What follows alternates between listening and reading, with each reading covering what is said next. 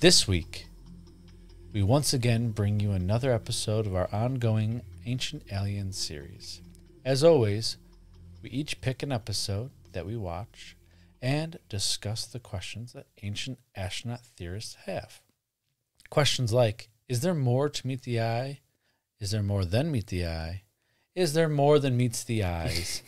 With some ancient artifacts that have been found over the years. Or are there any connections between the mythical beast Bigfoot and aliens? Let's dive into these questions and see if we can find some answers for ourselves. So sit back, buckle up, and enjoy as we dive into Ancient Aliens, Volume 7, or Episode 69, because that's monumental. Oh, of course. 69. We're going squatching. We're going squatching, bitches.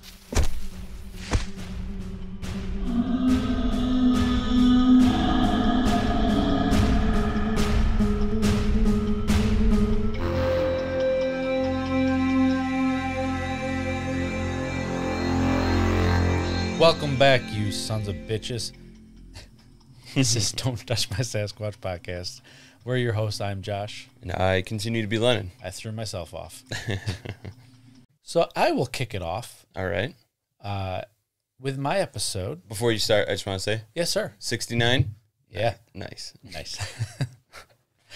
Waited 68 episodes to say that, right? Nice. Nice. My episode came from Season 16, Episode 7. I almost said Season 17, sorry. There is a Season 17. There's a Season 19, 20, and 21. Huh? Nope, but this one's Season 16, Episode 7. Beautiful. Impossible Artifacts. Well, we start off February 21st, 2019. SpaceX launches a rocket with an Israeli is what I'm trying to say. Yep. Lander heading towards the moon. Inside the lander is a digital time capsule called the Ark Lunar Library. Have you heard of this? I have not. I have not either. I think I might, depending on, I might not know it by name, but by what it is. Yeah, I did not know by name or what it was, so Okay. This was new to me. So it contains over 30 million pages of data, which includes our culture, knowledge, art, and a full copy of the English language, Wikipedia, and much more. This is an attempt to send a message of our history to whoever inhabits our solar system in the future. Maybe it's old Enoch there. Ooh. Yeah. On April 11th, 7 weeks after launch, the lander reached the moon. As it descends to the lunar surface, the gyroscope fails and the engine shuts off, causing the lander to crash to the moon's surface. Great. While the lander was surely destroyed, its cargo, the lunar library, was built to be nearly indestructible and is thought to have survived the crash. They used quartz crystal that they say could last up to 14 billion years. So Shit. that'd be pretty cool. Damn. Yeah, they talk a lot about how you can get a lot of information on a tiny little thing of quartz. But Yeah. we'll get into more of that at the end of the It's pretty episode. valuable. Yeah. Yeah. Incredible. Yeah. I also learned, sorry. No, I also, now we're talking about precious stones, minerals. I learned that this week that diamonds are forever. They are forever. But they are actually 90% of the world's diamonds are hoarded by one central company. De Beers. Yeah. Yep. And I've known that. That's why I've always said that it's a scam. Yeah. Just to jack up the prices. They're Yep. Sons of bitches. Yep. Diamonds actually aren't that valuable, but they are valuable because one company owns it. And they're abundant. And I think it was like the 1920s or something like that. It was They began stockpiling. well, yes, but they started an ad campaign saying that if you really love your significant other, you'll get them a bigger and more expensive ring. And that's how this whole thing of bigger, better rings came. It really was never a thing before then. Did you know penguins present a pebble to their I did know that. host mates? I love penguins. Penguins are great. So I saw cute. a bunch of penguins. You did? Yeah. Oh, zoo, right? Dude, they fucking, let me tell you what. Lennon went to the Zoo. Lennon went to a different location. Went to Pittsburgh. Yeah. The zoo was pretty dope. I didn't know if it was Pittsburgh or It was what Pittsburgh, It was Pittsburgh. Yes. Yeah. I was not prepared for the level of speed that penguins can swim. Those Yeah, it's crazy. It's motherfuckers like little torpedoes. move. It's crazy. I love penguins. I would love to be a penguin just for how fast you could swim through the ocean. Which ones, do you know which ones you saw? Okay, let's see. I saw your classic looking one, not the emperor because they weren't huge. Yeah. They were a little smaller, but looked just like that. And then I saw the ones that have the big frilly eyebrows. Yeah. I love those guys. Little, reminds me of Robert Williams. Yes. Yeah. Yes. By the way, if you are doing the slide, you can go to the first slide. Beautiful. I am prepared. Sorry, I was supposed to tell you Ooh. that. So that is for everyone watching as well, that is what the ark contained. It's just a bunch of, this is just one of them, and then the one next to it is a bunch of pictures and some information. Basically, it's pretty dope. What this is the first thing basically tells you how to access it, build the actual device to access the digital stuff, and the rest of it is just pictures and about our culture. It's pretty cool. Interesting. At the very least, yes. Even if it's not accessed by aliens, at least it's a time capsule. On the moon. Yeah. I mean, it doesn't mean it's going to stay on the moon. I don't know how the moon does have gravity, but if something hits it, it could still... Well, it seems to have entered the surface at a very high rate of speed, so it's probably embedded there. Yeah. It's part of it now. That's if it's organic. But that's for another episode. Great. They, as in the people that launched this SpaceX. Yes. They were following in the footsteps of our ancient alien ancestors. I'm going to say ancient ancestors. Ancient alien ancestors. If they were trying to preserve a message, that is, what would they have done? Well, let's try to answer that question. Dope. Ancient astronaut theorists believe that they would have, that this was long overdue, as what was undertaken with the lunar library is exactly what extraterrestrials did on Earth in our past. Now we cue a slideshow of, next slide for you. Ooh. We got the crystal skull from Belize. We got the Dogu Dogu statue in Japan. You have Nano Spiral in Russia, which is pretty cool looking. That is. Inca Stone in Peru. This one that I'm going to have to say later that I'm going to screw up. Antikythera device of Greece. That one's pretty fascinating. It is. I know. I've heard about that. Yeah, we'll talk about that in a little bit. And you got the Dropa Stone of China. Great. So those are a couple of things we got there. Giorgio has a little chime in. The question is always, where's the evidence? Where's the evidence? Well, all you have to do is open your eyes. It's everywhere. Thanks, Giorgio. In 1936, a couple... we now travel to Texas. I didn't write that down. We're now traveling to Texas. Texas, 1936. A couple walking along a creek stumbled upon one of the most puzzling ancient artifacts ever found. A hammer. Ah, shit. They found a hammer. It's Thor's hammer. They couldn't pick it up. Exactly. That's how it got embedded where it got embedded. Fuck yeah. Hold on. That's the next way. Yeah, okay, it's next slide. Next slide.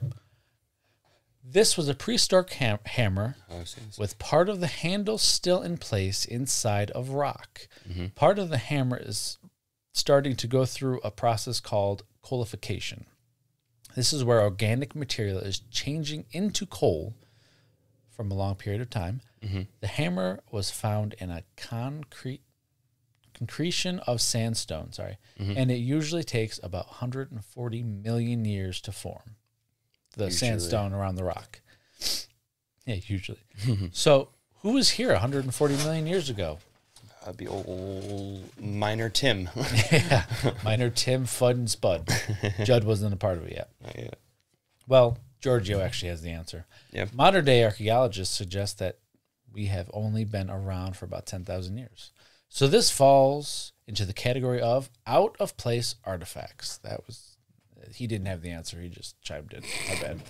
Around the world, there are these out-of-place artifacts that are also known as ooparts. These ooparts are challenging mainstream archaeologists. They're challenging mainstream archaeologists because they do not fit with mainstream archaeology for what they say. Skeptics believe that the couple were mistaken as to where they found it. But are there ooparts that authenticity is unquestioned? Question mark? I didn't really do that good. All good. Travel. Egypt. Valley of the Kings. November 1922. The tomb of King Tutankhamun is found by Howard Carter and Lord Carnarvon. I know. I love the Lord part. To this day, it is considered the best preserved and most iconic tomb ever found in the Valley of the Kings. Mm-hmm. Oops. Tutankhamun, the boy king. Tutankhamun. Old Tootie Toot. Sorry. Old Rudy Toot Toot. Rudy Toot himself. While unpacking King Tut's mummy, they discovered two incredible daggers. Next slide, big dog. One has an iron blade with a gold handle and a crystal knob. This is 2 centuries before Egypt was believed to be able to manipulate iron in this way. Mm-hmm. In 2016, tests were done on the dagger, and it was found that this wasn't just iron, but it was a meteorite iron. Dope. Anyone that has worked with meteorites will tell you it is very hard to work with because of its high nickel content, which makes the metal very brittle. Mm-hmm. A technique called folding or stacking is needed to be done in order to strengthen it, or else it will crack. The metal needs to be heated to 2,000 degrees and then folded and hammered, and then folded and hammered, and repeat the step. Oh, what the fuck? Damascus. That's that. Damascus. You get what is that? It's a type of metalworking where you get a cool looking pattern if you do that with different type of metals. They do that now for like aesthetics and pattern type, but also I'm pretty sure it makes certain things stronger in this case and stuff like that. But yeah, you get this really cool looking pattern on metals. Really? Yeah, I've seen. I get watching videos, and I've seen videos where they'll make a Damascus blade or something, like a knife, like whatever. But they start with like 1,000, I don't know, razor blades, for example, or something. They heat them up, and then they compact them all down so that they're all squished together into a block. And then they flatten and fold and flatten and fold, and when it polishes off, you get these cool ass looking. It's really cool. I'll have to check that out. I've never heard of this before. Yeah, Damascus. I don't know what you just did. It's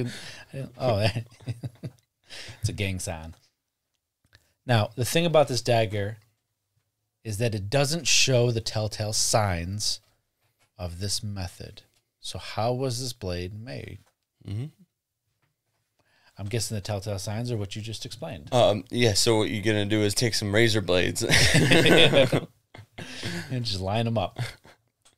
Now, according to their text, their knowledge on who to work with... Their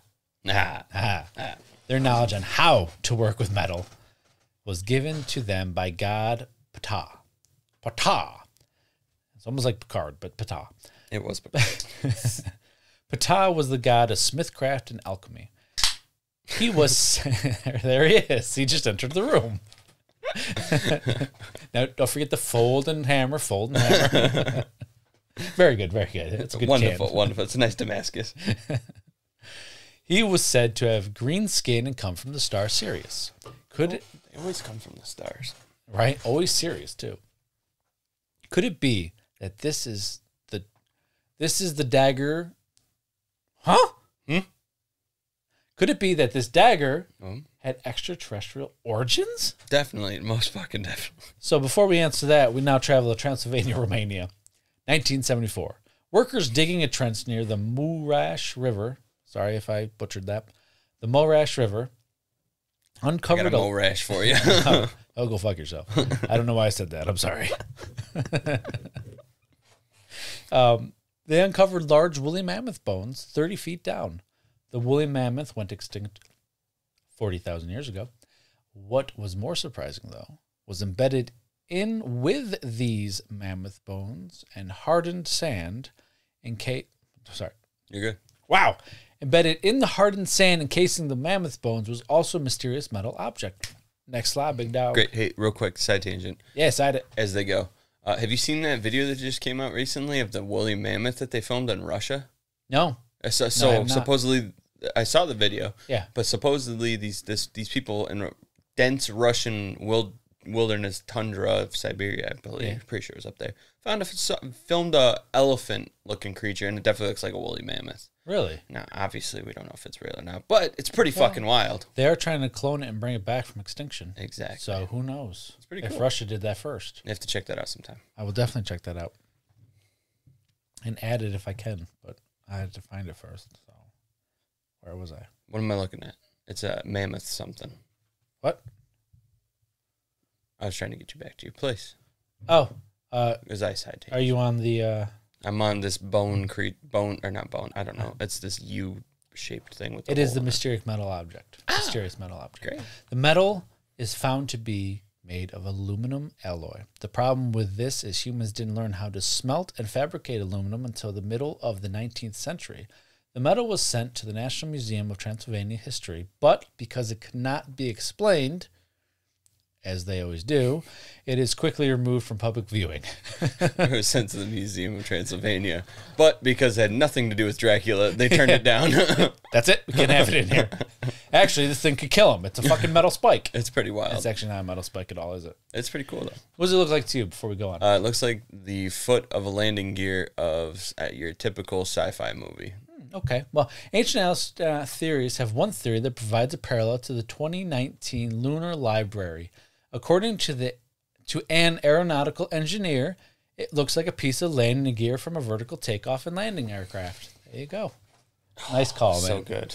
But I love it because if we could take a second to look at it. I'm looking at it. It has what looks like, the holes you would put in the landing gear, and then there's two other holes. And I'm doing a terrible job describing it. So get out. It's kind of like a wedge for what you would have the flat part be the the landing gear part.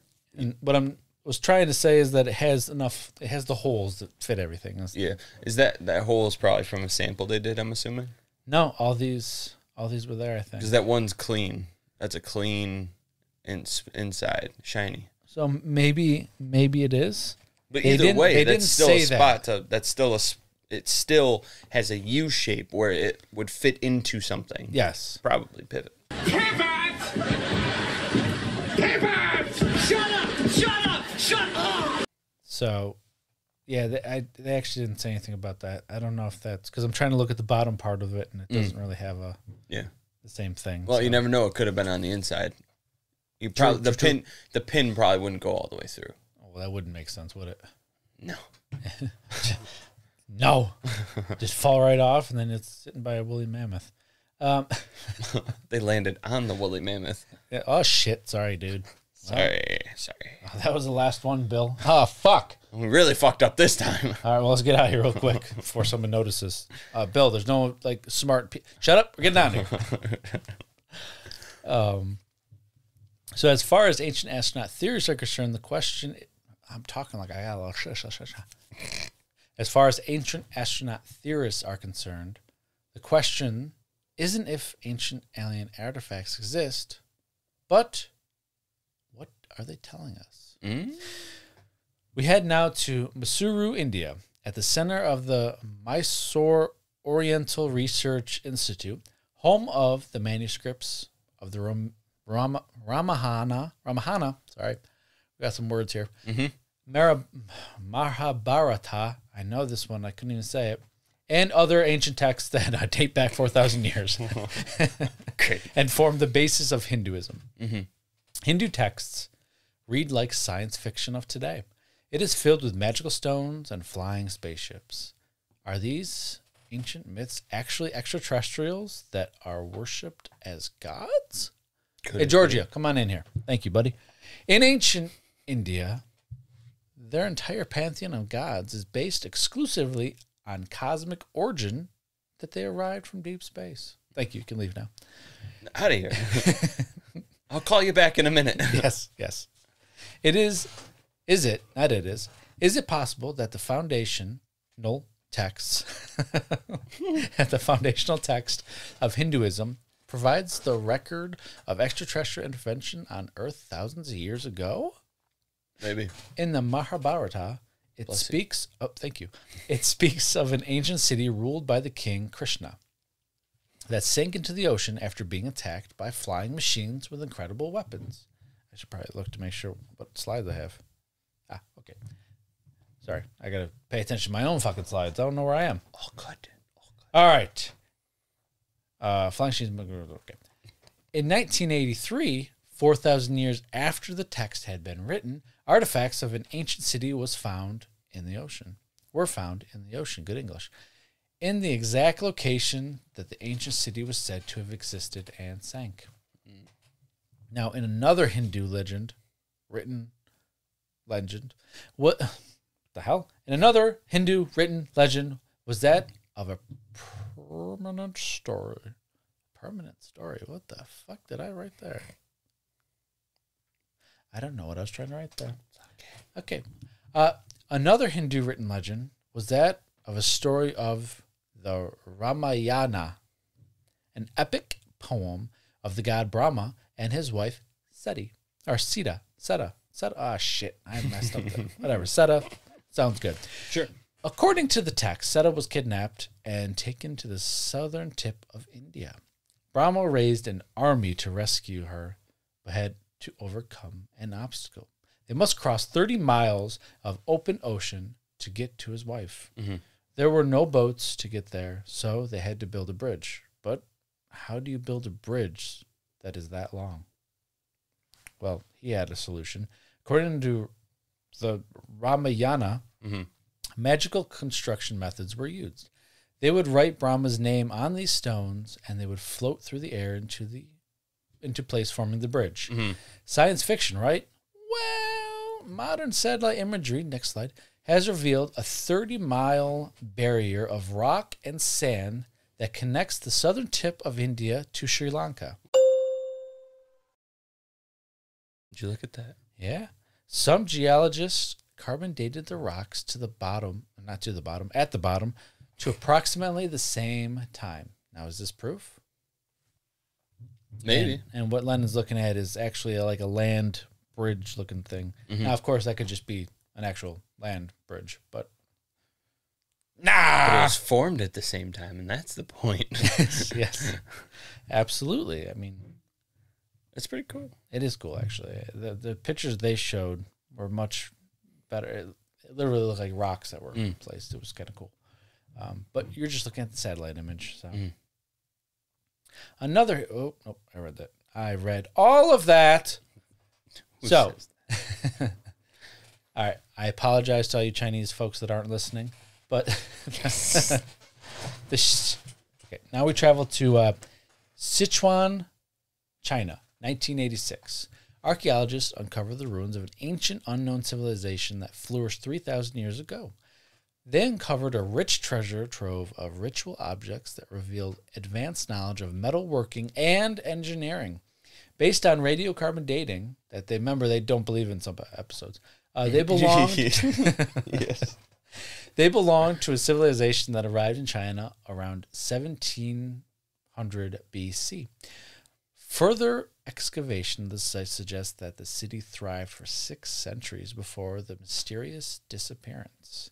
No one wrote about them, and they didn't leave any writings behind themselves for us to find out more about them. Mm-hmm. My little note is, well, maybe they used paper or parchment, and that's why we found no writings. Very true. Very true. Just saying. Doesn't instantly mean that they disappeared and everything disappeared with them. Should just... I mean, it's a lot of years of passage of time. It's only about 37, 100 years. Or you know, could have shit could have been at the Library of Alexandria. Could have shit. What happened there? Massive fire destroyed everything.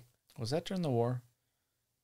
Are we talking about a different one? The war to end all wars, or are we talking about Civil War? World War II.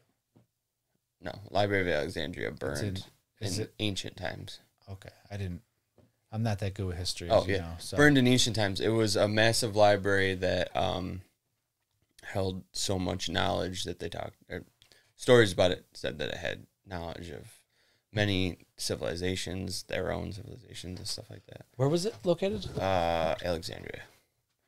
Like United States or? No. This would be in... Yeah. Don't quote me. Because I remember... I think it was in history we learned about in World War II, the Nazis burned down a bunch of historical... Oh, Nazis fucked shit up. Okay. So I'm not crazy. On his pursuit of Pompeii into Egypt in 48 BCE, Caesar was cut off by a large fleet of Egyptian boats in the harbor of Alexandria. He ordered the boats to be burned. The fleet was destroyed, but the flames spread to the city and to the library. It's not known much of the library was destroyed. It's not known how much of the library was destroyed. So, Egypt. Gotcha. 48 BCE. That's around there. That's around the Caesar same. caused it. Fucking Caesar. Talking about the monkey, right? I'm no, kidding. the dressing. You shot back with another one. I like it. Now, back to where we were. Maybe they didn't have paper. So, buried. What the hell? I mean, it is a pronunciation of it. Buried with the marble and jade artifacts, archaeologists found hundreds of humanoid figurines that have an unusual appearance. Next slide. They seem to have a mask on the face. Nope. They seem to have a mask on their face and some sort of protruding eyes or beams coming out of their eyes. Mm-hmm. Giorgio, come back. You're allowed to speak. Question, was the beams their words or yours? Their words, not I mine. figured. Yeah, Because I wouldn't call those beams. it's a loose interpretation of that as a beam. They said eyes protruding or beams. And I like that. I like when they build their narrative. well, don't we all? Yes. So Giorgio is back here. Chinese officials admit that whatever and whoever is depicted here is not the Chinese people. They released a statement asking the question if they were ancestors or extraterrestrials. And what Giorgio says is that it's both. Great. Of course. Flip it and reverse it. Yeah. There's a little mixture of what he said and then a little article that showed up. K going around. What? Is that K as in QUE? Yeah. Question mark? Hold on here. I think that's supposed to be they. I don't know how it auto-corrected to QUE. Permanent story earlier. I think you meant prominent. Yeah, thank you. I got you. Fuck me. I just thought about it. I wrote some of these a little late last night. So did I. What did you do? What time did you go to? Oh, I was done by 11, but to me, I was half asleep. So, yeah, it was 11:30. Yeah, that's right. I had 30 minutes. Sounds cooler. Now they go around the world and show all the artifacts and carvings that show humanoids in what they described as flying vehicles. Yeah, that right there is the smoking gun. Oh, you decided to join us today. Thank you. Welcome back, little guy. Yeah, it's like everything that has some kind of animal, or if they're sitting on a platform, or anything that has a face and then something else. Yeah, it's a flying ship with a person in it. Really? Hands down. Yeah, all the time. No questions asked. Okay. But that's the smoking gun. That's aliens. That's it. Yeah. I gotta get a little smoke on those guns. Again, I strictly apologize to the Greek people for this next pronunciation. We're just going all across the Asia here in Europe. That's right. Working our way back. The Aegean Sea, I think it's Aegean. The Aegean Sea. April 1900. Off the coast of a small Greek island, divers discover an ancient shipwreck 150 feet below the surface. For the next 2 years, dozens of artifacts are uncovered and covered from the wreckage. Among these artifacts are the remains of a coral-encrusted wooden and bronze box that looks like some sort of clock. This is what they called Antikythera device. Oh my gosh. Antikythera device. Archaeologists date it to the 2nd century BC, but aren't able to determine what it is or what its purpose was. In 1951, though, physicist Derek John de Sola Prince. That's a hell of a name. It is. It's like 4 fucking names. Makes me ashamed that I only have one middle name. Right? Well, good old physicist Derek John de Sola Prince examined the box and discovered it contained the workings of a highly sophisticated mechanical device. Where am I? There I am.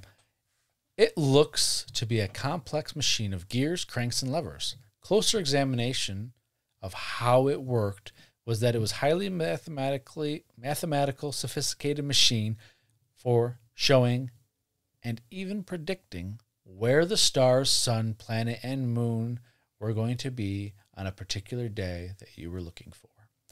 You could see how this would be useful to plan a trip on a ship, or your agricultural output, crop building. It was described as an ancient Greek computer, and it was like finding a jet plane in King Tut's tomb, is how they described it. Yeah. A little dramatic, but I like it. A little dramatic, yeah, but that device is fucking fascinating. Yeah. Oh, you can go to the next slide. I don't know if I did. I'm so sorry about that. Next two. Next two. Yeah, there's 2 slides for this one. Yeah. Yeah, you got the old version. You can buy replicas of it. And then, yeah, they made a couple replicas. This one looks just computer generated, but it's incredible. I'm going to buy a replica of it. You should. Put it on the shelf. I'll just hold it while we're recording from now on. No, we'll have a shelf behind you eventually. Maybe. I got to see the workouts and all that. There it is. There we are. I found me. The fuck is this? Huh? Oh, there's a piece of his hair was on his face. All I saw, because I didn't see you do that, all I saw was this. What the fuck is this? I was like, that's the Italian, it's... Fucking yelling at this thing. All right. We traveled to one last place. One last place. One last place. No, not there. Did you swallow it? Did you swallow old Sassy's pubic hair? No, my throat's been all fucked up since the concert. Ah, you screamed too much. Yeah. You screamed like a girl. Ah! I sure did. Zurich, Switzerland, December 2019. 2 scientists announced an incredible breakthrough. They made a small plastic bunny. I was not expecting that. Yeah. This is good. With its own synthetic DNA. You can go to the next slide now. You heard me. With its own synthetic DNA. Look at that thing. It's a small plastic bunny. Yeah. So basically they intertwined DNA, synthetic DNA, and plastic and made it so. Well, while biological DNA is very fragile, this synthetic DNA can potentially last for eons. In this bunny's case, I follow. Okay, I'm sorry. They encoded the files that were used to create this bunny with a 3D printer into the bunny. Yep. And with even the smallest of piece of the bunny, they can decode it, the information, and reprint that exact bunny with the same synthetic DNA inside. Got it. Incredible. That's actually really fucking cool. Yeah, it is. But did I explain that? Okay. Yes, it took me a minute to grasp what you were trying to explain. But yeah, it's like a file. It's a physical file. This one also has 2. The next slide is a little more detail for you. That's really cool. One has the words. So then, someday in the future, you literally just have you could have a machine. You just pop that plastic piece in, and out comes that bunny, or other stuff. Or yes, you can You can encode anything on this DNA. That's cool. Is what they were saying. So even a drop could hold the whole English language. That's or something like that. What year was this? 2019. 2019. Zurich, Switzerland. Yes. So it reads, Robert Grass of the Swiss Federal Institute of Technology in Zurich described his team's creation of a 3D printed plastic rabbit embedded with DNA containing a blueprint to make identical rabbits, one of the latest projects to illustrate DNA's potential to store information. That was on that. That's so cool. I'm not going to read the other slide. It'll be in the video. Lennon, you can look at it. It's just a lot of, what the process was.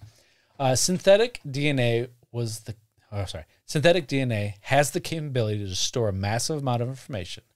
They can just sit on the shelf and not decay for a very, very, very long time and take up very, very little space.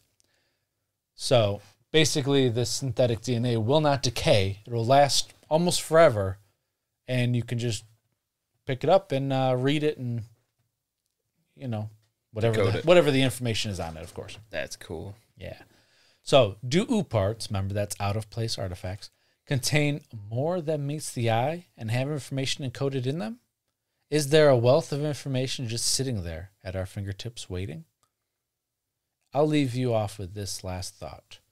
Are we an alien artifact ourselves? Is there something coded in our DNA that we have yet to uncover? Or and then artifacts too. Maybe there's something in the artifacts. But I was just saying, is there something in our DNA that we have not discovered? Maybe. That tells about our past. I'll tell you what. Our origins, all that stuff. Let's revisit that question at the end of mine. Not saying I won't give you my answer. Yeah, that's fine. That mine ends with just about the same question. I like it. Well, speaking of yours, on to you. The stories of massive creatures. I covered episode 7 of the season that is the 4th one. That's it. That's it. That's it. Yep, that's it. Thank you guys. We're done. That's over. The stories of the massive... What is the name of the title? I will tell you. What is the name of the title? I'll tell you in 3 seconds. Aliens and Bigfoot. Yep. Is it really? Yeah. Oh, okay. Well, cool. The stories of massive creatures span throughout history. Large, hairy, bipedal creatures roaming the forest and the woodlands. Large footprints found stamped into the mud and snow. Interdimensional legends of disappearing monster ape men. Could they have an otherworldly origin? That's right, folks. It's aliens and Bigfoot. Oh, I should have just been patient. You're good. Mount Everest, November 9th, 1951. Randy! Yeah. We learn a brief synopsis of the Shackleton footprints that we discussed on our Yeti episode. Check it out, episode 40. Randy. You checked that out. Good job. I was trying to remember. Yeah. The gist of it is, if you haven't listened to our episode 40, is that in 1951, British explorers Eric Shipton and Michael Ward came across a mile of tracks in the snow made by a creature presumed to be massive and have large human-like feet, only twice the size. It's actually just a Sherpa. That's why they can travel up Everest with no issues, because their feet are so big that somehow it just keeps the blood flow going. Keeps them moving. Yeah. This led researchers to speculate that the creature that made these tracks are a descendant of a primate DNA source such as us, and that this made the prints terrestrial and tangible evidence of an earthbound ape-like creature in these mountains that was not human. Uh-oh. Yeah, uh-oh. It was a caveman. Ooga booga. Ain't that right, little guy? And teenage guy. He's moody. He's moody. He's not answering. Fuck you. This led researchers to I'm not going to say it. Said all of that. Photos of the prints and casts were brought back from the expedition, which sparked the Bigfoot craze. The legends of the area prints pointed to the Yeti, a roughly 6-foot-tall, aggressive ape man of the snow from legends. I told you it was just a fucking Sherpa, 6 foot tall.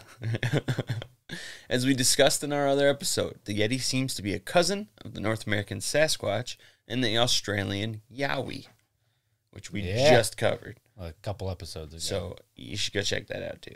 Yeah, check them all out, and you'll actually understand why we talk about Randy all the time. Yeah, Randy's our hero. Number 40. Let's go. The North American Sasquatch. No, let's go. I meant to say you go. It's okay. The North American Sasquatch sightings primarily are, but not solely, come from the Pacific Northwest region. Specifically, the Pacific. Specific with breakfast. Oh, I love it. On Mount Shasta in North California. Shiza. Northern California. Many people have spotted the creature and had run-ins and encounters of their own there. One of these accounts includes the sighting of Chris O'Brien in 1979. Oh, there he is, Chris. You looked over you're like, I know him. I just saw him this morning. Because what I heard was, one of the sightings was Chris O'Brien. Like, oh, there he is. There's Chris. How you doing, Chris? Includes the sighting of Chris O'Brien. Yeah, that could be interpreted that way. My bad.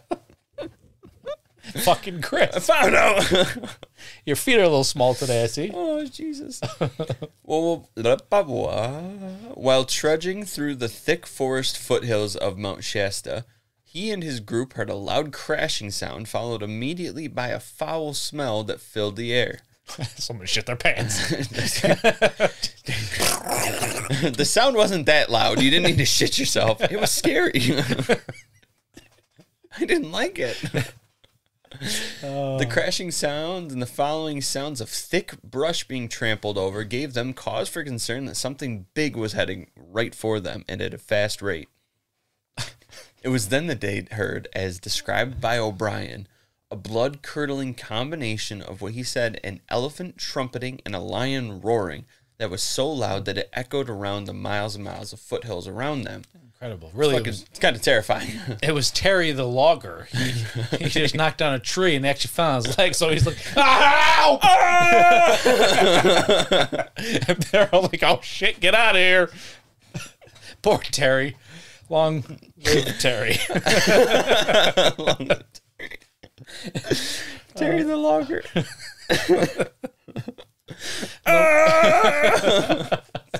Fucking hate, man. No, it's just Terry. Terry, he's not stomping through the woods. He's actually just dragging one leg and just gonna help me. You know, fuck. Shit. These guys are assholes. Classic. There's Chris. Classic. Sorry, Chris. Oh, Woo, fuck. sorry. Back to Terry the Logger. So the combination of trampling sounds towards them, the Terry's yell, the foul smell of Bill shitting his pants. Bill's everywhere today. They immediately decided to head right the fuck back where they came from. Yeah. I said, fuck that shit. Their mother's vagina. Wait, I'm sorry. Oh, fuck. Your favorite person shows up. Wait, who? Linda Giorgio? Moulton Howard tells an account of a rancher in Montana. Let me guess. It's got to be a like a cow mutilation or something. Yeah, how'd you know? That's because that's all she talks about. Linda Moulton Howe tells an account of a rancher in Montana who was out hunting when he turned around a ridge and was confronted by an 8-foot-tall, reddish-brown, long-haired primate creature standing there. He pulled out his gun and shot at it, but Naturally. oddly enough, when struck, the creature vanished into a ball of light. Incredible. Gone. Hey, remember that text I texted you Yeah. on Wednesday Yeah. about the Bigfoot stuff? Yeah. The episode? Yeah. Incredible. Sorry. Yeah. I know it has nothing to do with No. that, but like that was fascinating. the fucking... I can actually show you after this. Sweet. Not on the... I can't show you. It's from... Not for you guys. It's Expedition Bigfoot, latest season, episode 2. At the end of it, basically, they showed what looks like a predator-like camouflage thing in the background. It was pretty cool. So it's cool. incredible. Anyways, So fucking cool. I'll show you after the episode. Sorry. I didn't mean to. Yeah, knuckle bunch. Hey, Terry, how you feeling? Still fucked up. Soik Zoop, let's get the hell out of He here. got really fucked up. He had a 127 hours moment. Yeah. Well, no leg. Terry one leg. Terry one leg. That's his new name. No, his new name is Eileen. Shit. Now I'm choking. All right. I know. Yeah. So he shot the creature, and the motherfucker just went and disappeared in a ball of light, which is new. It is new. I've heard him disappearing, but that's a new level of disappearance. It is. Questions are asked of why this creature has remained so elusive for so long. Why does it seem to appear and disappear in an instant? Is it a sign of its otherworldly origin? Could it be? Of course it is, because that's the way that they're building it up to. Giorgio's gotta chime in soon. Oh, he's coming in soon. Yeah. Oh, it's a spaceship in the sky. It's a spaceship. Nope. It's actually a rain cloud. Nope, it's a spaceship. Reports even claim that Bigfoot is seen entering and exiting saucer vehicles, which we've heard many reports of. We've discussed before. Yes. Some legends call... Go ahead. Little... What'd you call him? From David Huggins' episode? Little pizzazz. That's what it was. Little pizzazz. There he is, pizzazz. That's a noise he What a makes. name. I like it. What a noise. That's a noise he makes. So he rolls. He rolls. I'm out. He peeks his head around trees. Fuck. No. Some legends call these creatures ghost beings. Some call them pizzazz, describing them as impossible to capture and nearly impossible to see, but they do have evidence of their existence. Almost all Bigfoot encounters follow the same structure. Sounds are heard, whether they are large footsteps or breaking of branches or in limbs, or howls and yells, grunts and huffs, just sounds. Or a tree falling and Terry getting hit. A distinct foul smell. The same descriptions of the creatures: large, dark brown, hairy ape man between 6 to 10 foot tall.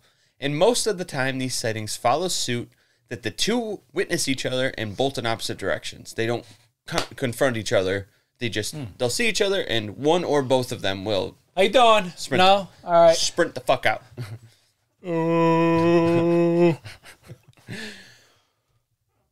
Wait, why is that guy running in slow motion? He's stuck again. Ancient... Well, go ahead. Oh, no. No, get it out. It's good. It's good. Okay. I'll save it. Ancient astronaut theorists believe That's a new transition. Every transition between us is just... Ancient astronaut theorists believe these ancient texts could hold the key to unlocking the mystery of whether or not these ape-man beings could be terrestrial or from a distant galaxy. Serious. Possibly. Could it The be? Book of Enoch tells of a race of giant beings called the Nephilim, or the Watchers, who descend from heaven and live amongst us. Supposedly, in the Old Testament, I added supposedly, in the Old Testament, these Nephilim fell in love with human women and mated with them, birthing a race of giant human hybrid beings. They were all hairy. All of them. Our patron saint of the podcast, Giorgio, suggests that these might have been misinterpreted gods that were flesh and blood extraterrestrials, and that the offspring might have been what we know as Bigfoot today. That's a new one. That is a new one. That's a new one. Sorry. It's so genuine. The power. Never heard this before. Well, you're going to love the back half of this episode. Good. I like this. Good. We're going to talk about Enkidu. I'm sorry. It's okay. Enkidu. Enkidu. And the remain... In your doo-doo? Yep. Enkidu, I barely know her. I ate a squid, and now I'm squeaking ink. Squeaking ink. Splurt of ink out. In the remains of the ancient city of Nineveh, in modern-day Iraq, but ancient site of Mesopotamia. Oops. Sorry. Holy shit. Your oops followed my commas. I hit it twice as hard on the right. Jesus So you had to hit it 3 times as hard on the left to compensate for it. I'm all about compensating. That's why I got big feet. Oh. That was it. Oh. Ancient site of Mesopotamia. Sumerian tablets are found dating back to as early as 1800 BCE, telling the story of Gilgamesh. No, not the Marvel Eternal. In the story of Gilgamesh, Gilgamesh has a companion named Enkidu, who is described as a giant hairy wild man that lives on the outskirts of human society. It is further elaborated that in this story, he is described as a hairy giant monster man with incredible strength, making ancient astronaut theorists believe that this might have been a Sasquatch. But one created by an E.T.? Not the phone home bitch, but like an extraterrestrial. Yeah, I knew what you meant. A hairy one, of course. You know I don't like that movie. I didn't know that. Yes. Why don't you like it? Couldn't tell you. Oh, yeah, I just don't care for it. That's all right. Sorry, Steven Spielberg. Who cares? He's still rolling in dough. I'm pretty sure he doesn't care if you like it or not. You know? Every other thing he's made, I basically love. The Anunnaki are also further believed to have been E.T. E.T. I feel like I skipped something, but I guess I Possibly. didn't. Nope. The Anunnaki are also further believed to have been extraterrestrial. While this is a popular theory and a more readily accepted, they take it a step further and draw a link between the Sasquatch mystery being Enkidu and Anunnaki, claiming that they genetically manipulated animals and themselves creating the Sasquatch. They even theorize, this one's interesting, with nothing to back it up other than size, they even theorize that the Goliath from David and Goliath might have even been a Sasquatch himself too. Possibly. He's a tall, strong man. He's not that hairy, though. He's a Bigfoot. If that's the case, we need to take a closer look at Dwayne "The Rock" Johnson. Yeah. If that's all the credentials you need to be a Sasquatch, that motherfucker must be King Sasquatch. Or any of these guys that are like 7-8 foot tall. Yeah, there is more than just there's a ton. Yeah. Yeah. Actually, The Rock isn't that tall compared to some of these guys. Yeah. Kevin Hart. Shaquille O'Neal. He's Kevin Hart to them. He is. Have you ever seen that? Have you ever seen that video where it's The Rock, Kevin Hart, and a basketball player, and Kevin Hart's in the middle of them, so he's immediately already super short. But to have all three of them in frame, you only really get Kevin from like shoulder up, and so like, and then The Rock on the outside and this basketball player on the outside, they do the manly like slap up and hug, and then they go back, and Kevin Hart's like, "Wow, I just disappeared there for a minute." It's so I have not seen that. Good. I gotta show you that. Classic. He's like, "Wow, I just disappeared for a minute." Viking Leif Erikson even wrote about large hairy creatures with dark eyes and foul odors that he encountered on his travels. An explorer with knowledge about many different lands and their beings, such as himself, would be able to identify animals and people from his travels. So when there's a mystery creature, it's a little out there. We have a history of mystery. Sure do.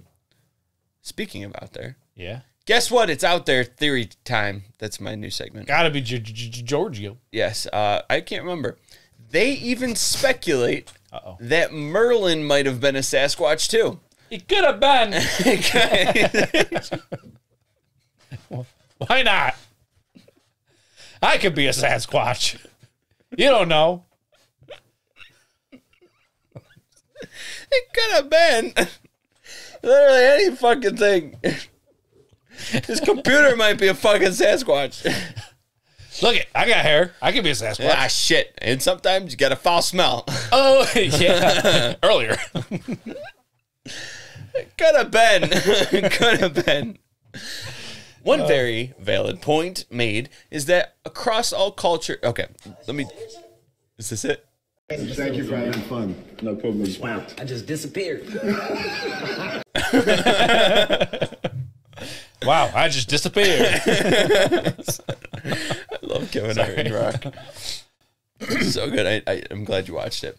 Sorry, back to it. On a very one very valid point that they make, I wanted to point out that I actually do agree with this. It could be Sasquatch. Not that one. I'm taking it back down. Credible now. Okay. One very valid point made is that across all cultures, past and present, across the globe, separated by oceans and land, far too many to be a coincidence have stories. Far too many cultures. Have stories and legends of wild ape men that they encountered that are elusive and aggressive or mysterious, wise, all these different things. And that is why I also believe there's a Sasquatch, like our real. Yes. Because it's not just like secluded or just one. It's tons of people that say it. Yes, so. Across the world. I mean, when there's smoke, there's fire, they always say, except for when people don't want to believe. Then it's like, nope. Yeah, yeah. That's me closing my eyes. They took the batteries out of the smoke detectors. Yeah, I've done that before. Yeah. I have not. Shouldn't do that. You should use hardwired smoke detectors with a 10-year backup battery on it. I have a hardwire smoke detector in my apartment right now. I didn't realize it was a hardwired smoke detector. And it started going off for no reason, because that's how my apartment works, apparently. Where in your apartment is it? Right by the kitchen. And every time I cook, it goes off. So I have to turn a fan on, Carbon even when it's not smoking. So I took it off to take the battery off, and I'm like panicking. So I like rip it off, and I'm like, oh shit, that was attached. It still works. I didn't rip the wires out, or I'd be calling Lennon. Yeah. Because I don't need that issue. There's a quick connect on the back. Everything is fine. It works. Good. It works. So we're good. I just that was a surprise to me. Like, oh shit, there's wires. Fuck it. Now they're sparse. Where the fuck is this shit coming from? Anyways, I'm sorry. Yes, Bigfoot. You are good. To finish that thought was whether it's ET or not, there's still that legend all over. Yes. Legend all over. I don't know why Legend all over. Legend all over. That's what they say about me and you. Legends all over. Fucking mint. They call me Mr. Johnson. As stated earlier, many Bigfoot sightings happen in a close time frame or at the same time as UFO sightings. No. In Pennsylvania in the early 1970s, there was a UFO flap, which in the same time, there was a spike in reports. Oh, sorry. Flap. I was flapping. That flap. Yeah. At the same time, there was a spike in reports of large ape creatures lurking around the woods, lurking around and walking out of the woods at night. Not at night. I added the at night for some reason. It sounded good. You didn't have to call yourself out. I wouldn't have known. I didn't even write at night. I wouldn't even have known. Well, I want to give people the true information. Yeah. Not at night. All times a day. It was They weren't specific to night. It was only at 2 p.m. Only. That's it. From 2 to 2:03. Is Sasquatch just highly intelligent enough to be able to dodge human civilization to the point of remaining almost completely non-existent? No. Or are they just able to do so because they are extraterrestrial, not living on this earth? Yes. That's Yes, it. all of it. All of it. Incredible. Merlin. Was Abraham Lincoln a Sasquatch? He had a beard. Possibly.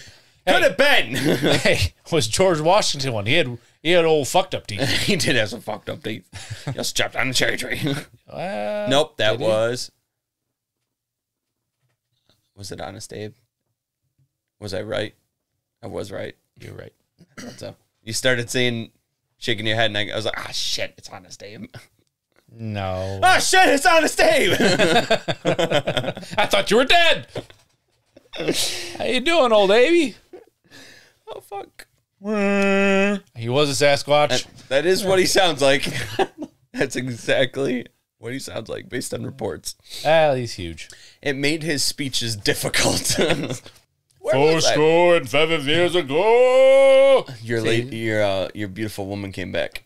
Linda Moulton Howe. Tell us of an account. She looks like an alien herself. I'm sorry. So sorry. Tell us of an account she was told via a letter by a man while she was investigating cattle mutilations. Jesus Christ.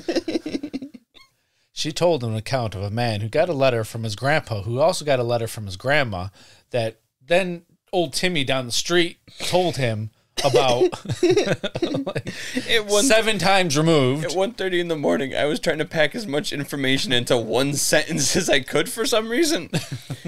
So basically, she was in the 80s, she was investigating cattle mutilations, and she received a letter by a man, which tells of this account. All right. That was a lot simpler. That was. He said that while he was at his father's place in Washington State, he heard from the woods what sounded to be gusts of wind rolling in.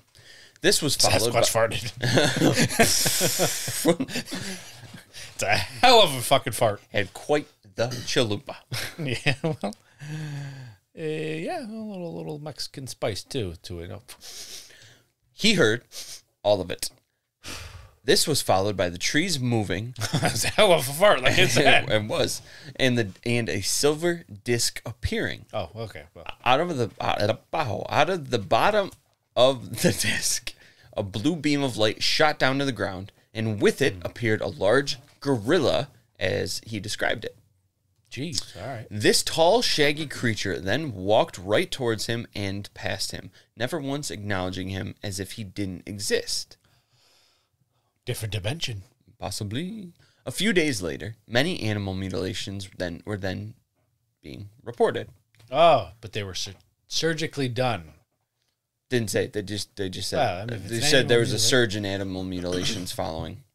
I know. Usually, if they talk about animal mutilations, it's usually surge. Yeah. Otherwise, it could just be an surgical. animal attack. Yes. So Correct. now Bigfoot has an old fucking scalpel in that old jacket of his.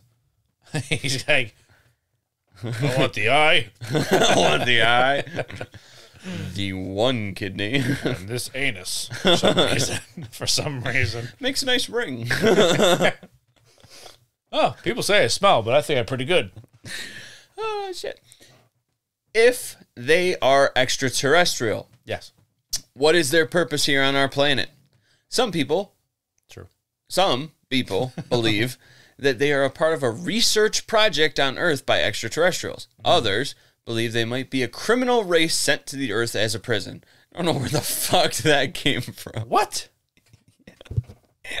Hey, they might be criminals. Now they're profiling Bigfoot. Jesus Christ. That shit came out of nowhere. All right, we're talking. We're Hey, you might be a criminal, motherfucker.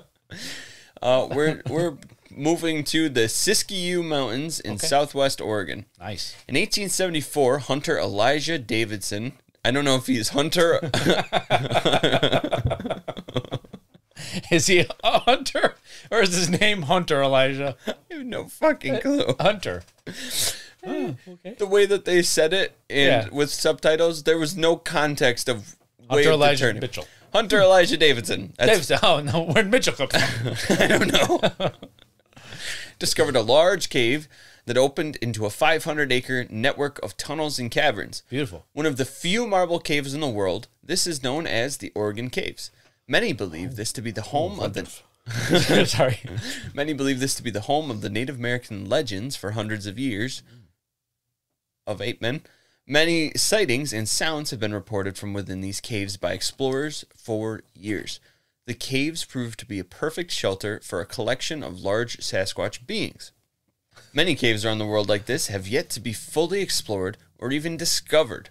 Who knows what is down there, nor how many of these caves and tunnels across the world are connected and lead to larger cave systems. 4. There's only 4. There's only 4. And And they all lead to the inner earth. it used to be a prison, but, you know. Fucking all these prisoners dropping down. Like, these fuckers can't stop mutilating other things, so I'm gonna go fuck with these guys. They're doomed anyway. Get this fucking cow anus. There we go. It's a necklace now. It's a necklace. Oh, this may be where they spend most of their time and why we don't see them so frequently. The Greek myths talk of the Troglodytes, hairy, beastly creatures that live underground. Either terrifying in some legends, or wise in teaching mankind lessons in others. They were just the Russians. Yep, this is true. These troglodytes are said to have descended from the sky. Again, more parallels. And it's time for another out there theory time. Yes. Extraterrestrials created the cave systems to house the creatures. Absolutely. It's a prison. Yep. Did these aliens create the Sasquatch with DNA manipulation? Or is he an alien himself? And by he, I mean Bigfoot, Sasquatch people as a whole. The royal here. Yeah, you don't want these guys coming at you because they're big. Yeah, They're big big. fuckers. Hey, They stinky. we identify as Bigfoot. Sorry. Big feet. Big feet, plural. Big feet. Big feet. Bigfoot. Bigfoots. Big Sasquatches. Big feeders. we're actually got tiny feet. We were outcast. We got overhyped by one guy. We were outcast from our planet because we had the smallest feet in the bunch. Russia. I said Russian, but Russia. Woo. February 28th, 1927. I told you they're the Russians. Yes. Before being arrested for this weird bullshit that's going to follow, a man named... Drago. I don't know if I was supposed to write Ilya. I think I did. Ilya Ivanov conducted tests where he injected human sperm into chimp eggs. Why not? I would too. The tests were fuck? unsuccessful. And a few years later, he flipped the switch and, even weirder somehow, tried to inject chimp sperm into human eggs. What a what a bitch. But was promptly arrested by the government before he could get too far into this one. They were like, Wow. this guy's fucking crazy. Wow. Yeah. Luckily, I have my computer back, my baby, with all of my soundboard or sound stuff on it. So I have all of the bleeps to capture your moment. Oh, good. The only reason this was brought up was to question, the only reason that this whole story was brought up in the episode at all. Human sperm and no. Ape sperm, chimp sperm, and women humans. All of it. This guy did all of it. A lot of sperm, a lot of women. Yeah. He was covered in sperm. In actuality, he put it on his fingers. Okay, this is good stuff. Oh, no. Gross. He made Wait. scrambled eggs. Wait, is this human or chip? Oh, that's human. We don't. Ah, shit. Chip. That's actually fox. How the fuck did an iguana get in here? Forgot every animal on Earth for a minute. Fox. There you go. Very well. So the only reason why this whole thing was brought up at all, for the 2 minutes it was to question if it was an example of how extraterrestrials could have done it. Oh, how? This part gets a bit odd. Giorgio is sold on the idea that Earth was the testing ground by extraterrestrials for genetic manipulation and hybrids. He cites many human-animal hybrids throughout history's legends and myths as evidence. Okay. All right. Anubis, many of the Egyptian gods. Oh, should I be Horus. Anubis? Yeah, I don't know what that was. And many others. I don't know what it was either. The ancient astronaut theorists believe that following the legends, the gods came down to mine and harvest gold and precious metals. I like gold. They pulled a gold member. But going off script and speculating, they believe that they didn't much care for doing the work. So they created strong worker bees from the resources, quote unquote, available on Earth, which would be the animals, us. Right. Yeah. You know, them. Makes total sense, doesn't it? It could. We got here, well, guys. Look. All right, I don't feel like working anymore. Can we just create something? Let me posit this to you. Thousands of years of waiting, please. Yes. What is the main thing that we need to drive our future forward for electronic, like electric cars, electric stuff like that? Oh, we need the stuff in the batteries, the lithium and all that shit. Well, say we find a planet that we can easily get to and have the ability to mine an abundance of it for Earth. But probably make robots. Yeah, we could do that. Or just fuck with the shit there if it's easier to do that. You know what I mean? Because they're already there. You already got the population. So I kind of can see what they were talking about. I get it. You're right. It's easier to wait thousands of years for a little bit of manipulation. No, they were saying that this was done immediatamente. How the hell did you do that one? They are that fucking good. Damn. Actually, maybe. Hear me the fuck out here. I'm hearing you. Maybe it was something similar to that little plastic bunny. Oh, we're little plastic bunnies now. Yeah, you never know. We're just... Hashtag, we did it. Hashtag plastic bunnies are us. Yeah. Nope. Tastes like blood to me. Yeah. Nope. I didn't regenerate either. Shit. Georgia, we actually do have a healing factor. I know we do. That's why I healed. It's pretty impressive, though, to be honest with you. It's pretty cool. Is it? Cool. It is. It's just a lot slower than Wolverine's. Well, for some of us. I had to keep this wrapped after it was healed for 3 weeks just to make sure that people thought I was hurt. Giorgio sold on the idea. I'm sold. The ancient astronaut theorists. Merlin sold. Yep. They're all sold. They deep from these hybrids. They claim. Deep sixed it. That they deep program them to not interact with humans. And what we know as Bigfoot or even many cryptids today of this earth are actually descendants of these hybrid worker bees. Somehow they deeply programmed in their brains stay the fuck away from humans. Maybe these smelly sumbitches aren't even fucking biological. Maybe they're mechanical. I didn't think of that shit. I'm here for all the thoughts. It might be Merlin. Could it be? What'd I say? I don't know. Let's go. Could have been. He could have been. Yeah. Hong Kong. China. 1935. Okay. This is pretty dope. Yeah. German paleontologist Dr. Gustav von Königswald. That's a definite German name. Purchased a set of giant molars which were believed to be from an ancient dragon. Fucking cool. Really? But through his research, he actually discovered that the first evidence of an extinct species of ape. The Gigantopithecus. Fucking A right. The first evidence of it. Gigantopithecus stood 10 foot tall and weighed up to 1,200 pounds. Oh. It existed alongside early hominids for tens of thousands of years. You know that one of them banged up. I wonder if I can fuck this guy. Probably. And is the largest primate to ever walk the earth. I mean, you got humans that fuck goats. You know they're going to fuck a primate. Oh, that's weird. That's Come on. Not normal. Come on. You've seen Grand Tour, or it was either Grand Tour or Top Gear.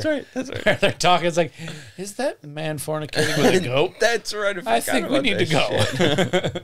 Was that young man having relations with that donkey? One of my favorite Top Gear moments is when they're the safari group was near them, and they were looking through the binoculars at the animals and shit, and then they looked over, and one of them was like, "Don't look now, but this man has the worst comb over I've ever seen." And they all look at him, and it's literally like flopping real bad. And then he kind of like makes eye contact and notices that they're all looking at him. He's like, weird. And they were like, "Oh shit." I have not seen that. That's a good one. Could the Gigantopithecus? No. No, you all right? No. Could Bigfoot be a descendant of this early primate, the Gigantopithecus? Possibly. The connection is evident between the skull of the Gigantopithecus and modern-day apes. It's very skull. similar. The evolution line is clear to see that this is direct descendants. You got the cranial structure, the massive upper bones, upper shape to house the massive muscles for Jaws. Yes, thank you. But they have a very distinct cranial structure that suggests a smaller brain. Oh, Not complex, Small. not less complex, but just small. oh well. Because their brains have the smaller, or the Because their brains have smaller. because their skulls are smaller. yes. You know what I'm saying? Right. So I'm only here so I can find some food. No, they're intelligent as I'm fuck. kidding, I'm Capuchins are like that. No, Capuchins are really fucking smart too. Monkeys are smart. Yes, they are. But when compared to human skulls, while strikingly similar, Yeah. Similar. Our cranial structure is more molded to accommodate our larger brains than that of the gorilla or the Gigantopithecus. But we aren't direct descendant. We aren't direct descendant of a gorilla. We're very close in common with a chimpanzee, which has a very, very, very similar skull as us. So this comparison they're making here, I'm not a big fan of. Are you saying that they have a comparison that's a stretch? Yes. They suggest that maybe Bigfoot wasn't the one who was the product of genetic manipulations, but we are. And as a result of primates and alien hybridization. So Yeah. they eat extraterrestrials. They came down and they did do some genetic fucking around. They dabbled, but they didn't dabble on us that were here. They dabbled on the Gigantopithecus and their early descendants and them, and made us. You'd have some jumps there that are unexplainable. Yes, they are treading a fine line of creation over evolution here during this point. I felt it was important to mention. They think the missing link between early hominids and us is extraterrestrial intervention. Oh. They posit that the extraterrestrials manipulated the dominant species on Earth and created the intelligent humans we developed into today, to the point where we quickly became the dominant species that is now destroying the Earth and our close space. Oh. You're going to want to put the guns away for that one. Yeah, my bad. So at the end, in summation, we are left with the questions that I summed down as such. Is Bigfoot real? No. Is he terrestrial? Oh, I mean, yes. The other one. Sorry. Yeah. Is he terrestrial? Is he an extraterrestrial? Is he a mix of both? Maybe. Are we a mix of both? Possibly. Is yeah. that Russian guy a fucking lunatic? He's a sperm donor. Gross. All these questions left unanswered, but evidence for all is present throughout history and science, whichever way you want to put a spin on it. I think that Sasquatch, I personally think that Sasquatch is a descendant of a common ancestor as us. We are all part of the primate group. Yeah. And is highly intelligent. Yeah. I believe that as we do now, in the past there were many encounters with the beings, Sasquatch beings, but even more so in the past, because as you travel farther back in history and the reach of man retracts, the forests and habitats of the Sasquatch were shared more heavily with mankind, because obviously we don't have the giant cities and the deforestation. You know what I'm saying? Right. You know what I'm saying? You don't ever see a Bigfoot in New York City, but you do on the side of a mountain, miles and miles into the dense woods. Hashtag Go Green for Sasquatch 2024. Woo! Thank you. We'll save you. We'll try. I mean, can't promise anything. So hashtag Go Green for Sasquatch 2024 DTS cast. Do it. Yeah. Get it going. Yeah. So Oh, good. back to your original question. See? Hit me with it again. What was it? How did that Russian guy get the sperm out of the fucking chimpanzees? You don't want to know, but it's exactly what you think it is. That it's not exactly what you think it is. All right. Okay. My second question. Yeah. Are we an alien artifact with a code in our own DNA? Maybe. Are we that manipulated hybrid species? Maybe. It could be. It could be. Fucking Merlin. So, yeah, it could be. There's be interesting. Is it genetic manipulation that created us via hybridization of them and something on this planet? You just blew my mind. Or is it genetic manipulation that created us via just creating a new species? All the above. So I think that's the two different ways that question could go as an answer. I think we were the ones that were experimenting on. Yeah. I mean, if it's a, one or the other. I mean, you never know. You never know. Until you know. I don't know what we're doing. Song. Oh, gotcha. I thought we were just fucking bopping back and forth. Yes, we are. Hold on. Leave poor baby squash alone. And on that bombshell,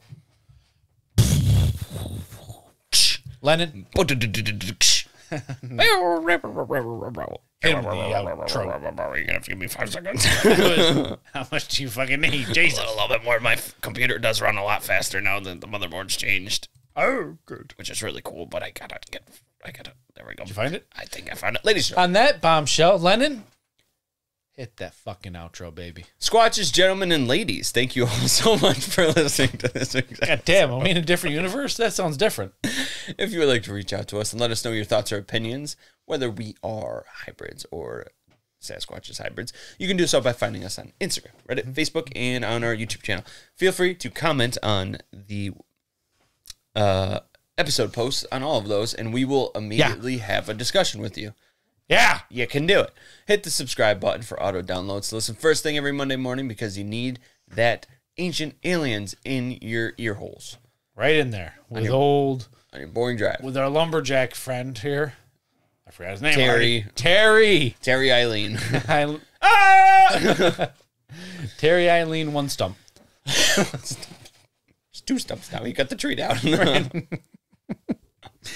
And Randy's just... He was absent this episode. He was. He wasn't here. He was not absent. He fell into a coma and he went to the future. Oh, shit. His name was Denock. I was going to say something I forgot. Not your fault, my fault, because I forget. Yeah. Thank you to all our Patreon members. And that help keep this podcast a reality. We are grateful for your continued support. If you haven't yet become a member and would like to support us, head to our Patreon so that way you can get all of the awesome benefits. Join all the awesome groups we got. We got couple groups that you can join and have a cool ass title, and you get a fucking shout out if you join the episode, or get shout out in the episodes if you join the Patreon. A lot of cool benefits in there, including discounts on our merch, which if you would like some of our merch, you can find it on our website to show it off to your friends and family. Drop us a 5-star rating and write us a review. Tell us what you love and how you're enjoying the show, if you're enjoying the show or not. No, I'm just kidding. What? I don't know. I went off script. Yeah, I see that. Tell us what you love and how you're enjoying the show. Share us on your socials and tell your cryptid-loving friends and family about us. Subscribe, hit the bell, and like the videos on YouTube. This all, in culmination, helps us to grow and bring you even more great content for you to enjoy. Like future Sasquatch expeditions where we're fucking getting out there. We're getting into the nitty-gritty thicket of the woods, finding this smelly fucker. Yeah, use our nose first. We're going to see him. Josh is going to run, and I'm going to go sacrifice my body.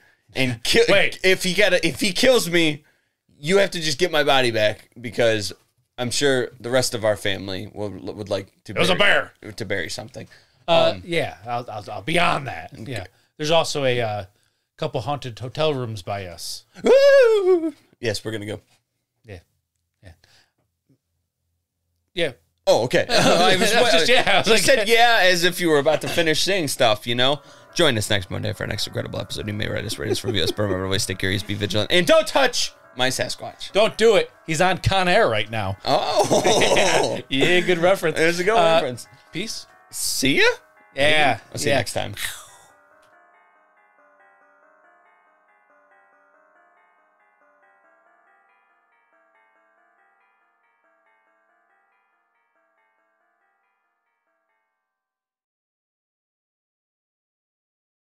That way we don't have an hour and 40 fucking minute episode again. The Ancient Aliens ones aren't ever that long. Yeah, always. Out of the pow.